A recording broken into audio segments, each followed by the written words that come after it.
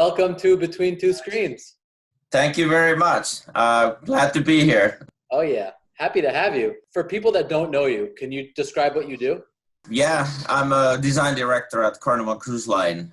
We have an in-house design team of 8 people, I think, at the moment. And then also when we do our projects, we hire outside firms. So then I oversee those as well. And we do new ships, then we refurbish the old ones, and then we also maintain the old ships, which we have 27. I do have my own company as well. I do some furniture and side projects whenever I have the time. You've been in this now 25 years. When you grew up, did you know you wanted to be in design and building or ships? When did you first hear about the industry, or how did you get there? Shipbuilding industry itself was something that you knew. Turku in Finland, where I'm from, it's a big shipbuilding town and it's been there hundreds of years. So it was something that everybody kind of knew existed. It was a big part in that way. But at the time when I went to college, shipbuilding was really in a bad shape. And if you work at the shipyard, it was like a bad thing.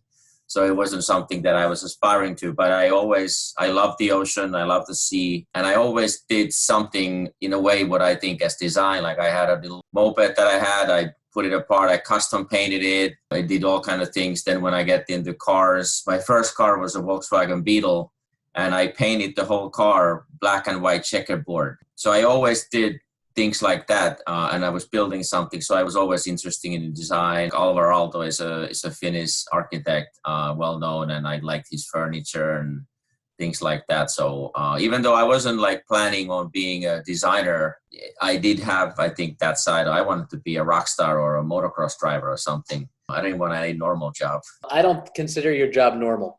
No, I agree. I think it's kind of in a good place between normal job and a not normal job. It's good to hear a little bit about what you're on the business side, but it would be great to get to know you a little better. I have some questions that I've been meaning to ask you for some time. Do you love or hate roller coasters?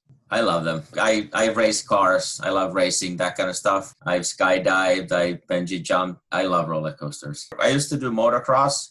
I've dislocated my knees probably 50 times, like honestly 50 times. Do you have a favorite band? Yeah, I think if I have to say one, it's Stevie Ray Vaughan. But then I got Stones, Aerosmith, ZZ Top, Larry Clark Jr. or something. But I think it's just one. I think that would have to be Stevie Ray. When this is all over and you get to go to your first bar or restaurant and order a drink, what are you going to order? Napue Gin and Tonic, no question. Napue is a Finnish gin that won the competition. And I've been hauling it from Finland because you can't get it from here. But I do have still 2-3 bottles left. That's like my special. They changed the name. It's KYRO now. They had to change the name. That would be the drink. When next time you're in Miami, you'll come to my bar and I'll make you a drink. Hell yeah, I'd love that. How would you describe your personal aesthetic? Cool. Because you can't argue that. It might be stupid. You might be wearing a beanie in Miami and they're like, dude, that's so hot. Like, no, it's cool.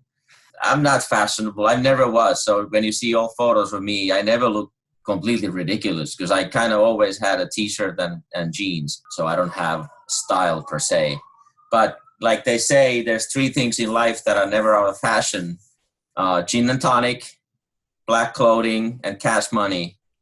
That's right. On that note, may we have plenty of all 3 of those things. Yes, indeed. If you could go back and give your 25-year-old self some advice. I don't really have regrets like that. I think everybody has regrets. Even like the stupid motocross injuries. I mean, I wish I didn't have them because my knees are so fucked up.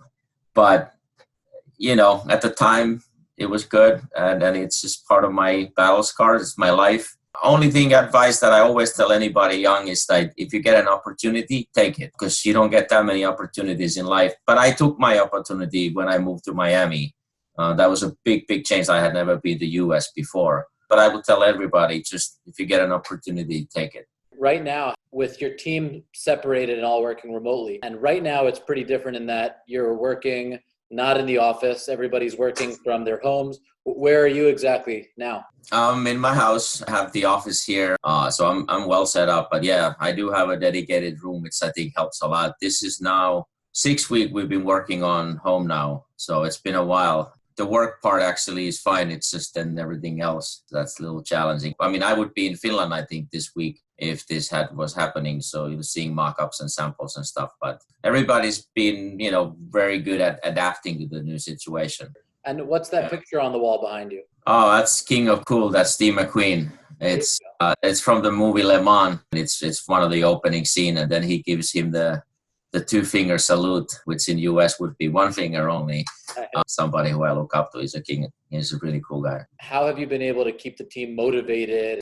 We've been lucky enough that we've been very busy with the construction in Finland. The shipyard is still open there, so we've been very busy. So that helps a lot. We do a daily meeting and kind of discuss what's going on. And then every now and then, we just talk privately, and then we do meetings like this. We've done social hours, like cocktail hours or something, and people like those a lot. I always keep saying that we got to just suck it up and go through this. It's going to be fine. Like, it could be a lot worse, and that we will be back. As far as designing cruises right now, things are changing, how people interact, how people congregate. Have there been any immediate changes or ideas that have come up that have affected how you're designing the interiors of a cruise ship?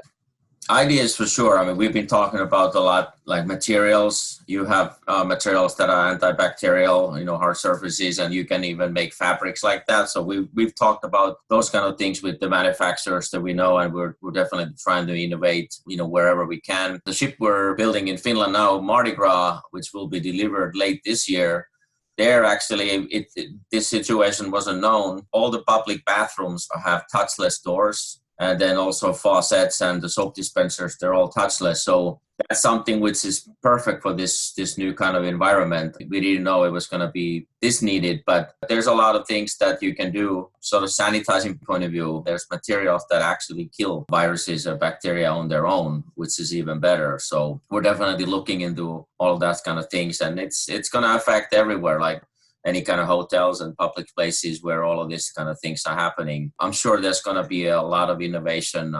I saw today, somebody sent me a video from Finland where in the grocery store where you open the cooler where you get your food, they had installed this little hook that you were able to open the door with your arm, not with your hand.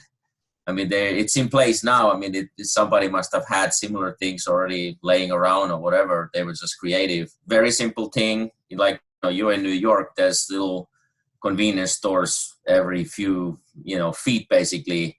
They all have door handles. I mean, this is something you hook up and everybody can use it without touching their hands. I think that's going to get innovated like that.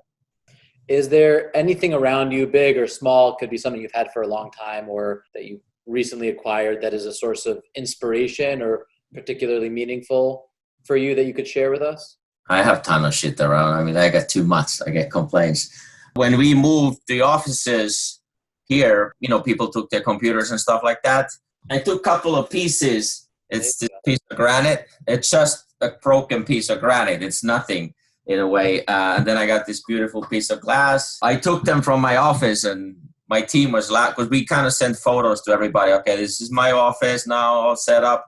And they saw those pieces in my office, and they're like, well, you took that chunk of granite there? I'm like, yeah, I mean, come on, it's something special. And then I got my phone, which I use sometimes for conference call. There's way too much shit here that I probably shouldn't have. But those kind of have a meaning. They're not special in that way.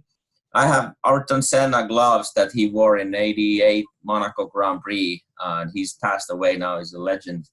That's something that holds a special place. And then I have a couple of pieces from Finland that have a really deep meaning like that. But I think, like, for my workplace wise, these are the things that I like to have stuff around me. It's kind of clutter and semi-hoardish, but that gets me going. And then I got my King of Cool on the wall.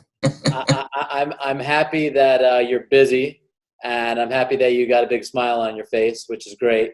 I appreciate you taking time to speak to me, and for you to share with the Between Two Screens audience. Really nice to see you.